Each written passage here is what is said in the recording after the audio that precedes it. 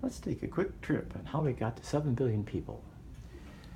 Thomas Malthus warned us about this in 1798 in his essay on the principle of population. It took us 200,000 years to get to our first billion in 1804. French chef Nicolas Appert invented canning, which preserved foods. 1825, the first British railway transported foods and other goods. 1834, Cyrus McCormick invented the reaper, expanding the food supply. 1843, Edmund Chadwick started the public health movement in England. 1858, Louis Pasteur invented pasteurization. There was a drop in births or drop in population due to the Civil War, 600,000 dead. 1845, the Irish potato famine killed 1 million people.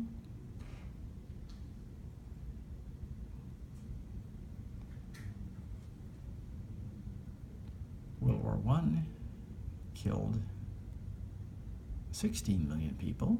You would think that would put a damper on population.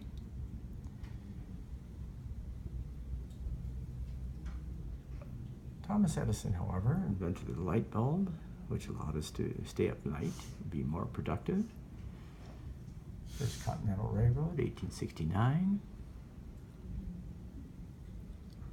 Gottlieb Daimler invented the internal combustion engine, and Henry Ford put it on an assembly line.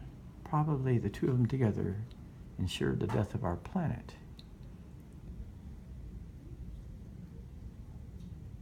1908, German chemist Fritz Haber discovered how to use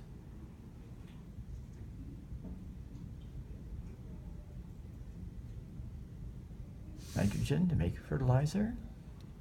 Margaret Sanger tried to introduce birth control in 1916. Our population continued on to 100 million people. 1917, GE introduced the first hermetically sealed refrigerator, keeping foods preserves freshness.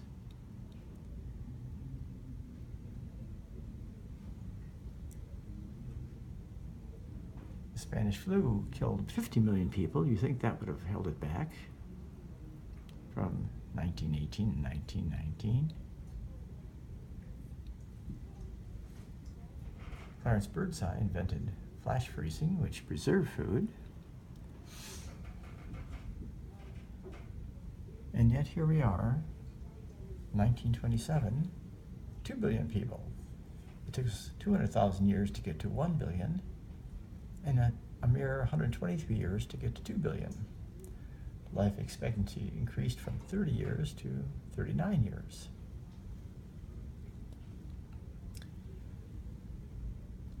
World War II was a rather deadly affair, killed 60 million people. You think that would have dropped it.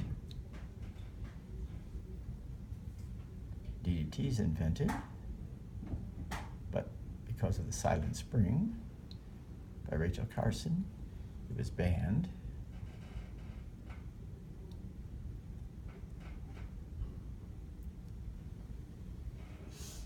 In 1955, there was a vaccine for polio. There were antibiotics in the 1940s, preserving life. The birth control pill should have brought the population down. 1960, yet here we are in 1960 with 3 billion people. 200,000 years for the first, 123 for the second, 33 years for the third billion.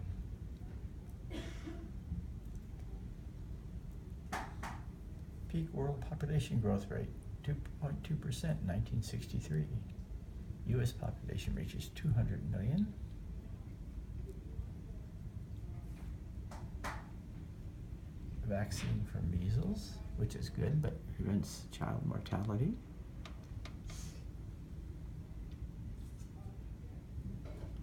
The collapse of the food fish stock off the coast of Canada due to overfishing. That was in 92. We're getting ahead of our story here.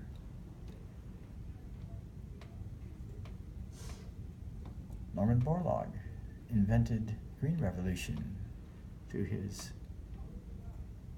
wonder crops. Net result, 1974, 4 billion people in 14 years. 200,000 for the first billion, 123 for the second, 33 for the third, and now 14 years for the fourth. You see where we're going with this, folks. HIV virus, 1983. 1985, bad news. The world's ecological footprint amounts resources humans use begin to exceed the Earth's biocapacity, ability to provide resources and absorb waste. Not good. 1980, smallpox is cured. That's good. China reaches 1 billion. That's not good. Back to the cod overfishing. That's not good. Down to our time, 1987, world population, 5 billion. Took us 12 years to get here. Things are speeding up.